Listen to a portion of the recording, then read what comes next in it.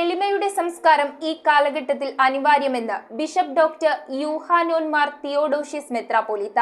പെസഹാചരണത്തോടനുബന്ധിച്ച് Vettikkal saint Mary's Malankara സുറിയാനി കത്തോലിക്ക ദേവാലയത്തിൽ വെച്ച് നടന്ന കാൽകഴുകൽ ശുശ്രൂഷയിൽ ആത്മീയ സന്ദേശം പകരുകയായിരുന്നു അദ്ദേഹം.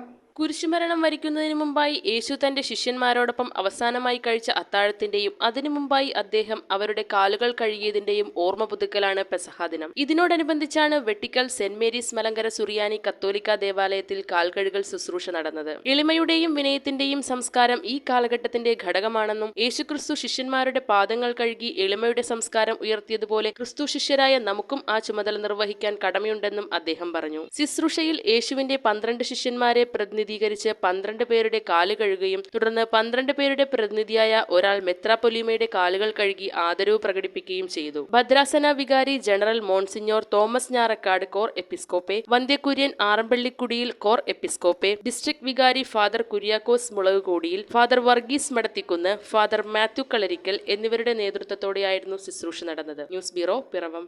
റിങ്ങുകൾ 1 ഗ്രാമിൽ തുടങ്ങുന്ന മാലകൾ, നെക്ലസുകൾ 9,000 രൂപ മുതൽ ഡയമണ്ട് നെക്ലേസുകൾ 1 ലക്ഷം മുതൽ ആരംഭിക്കുന്ന വെഡിംഗ് സെറ്റുകൾ, കൂടാതെ നിങ്ങളുടെ പഴയ സ്വർണത്തിന് ഏറ്റവും ഉയർന്ന മൂല്യവും. Maharaja gold and diamonds,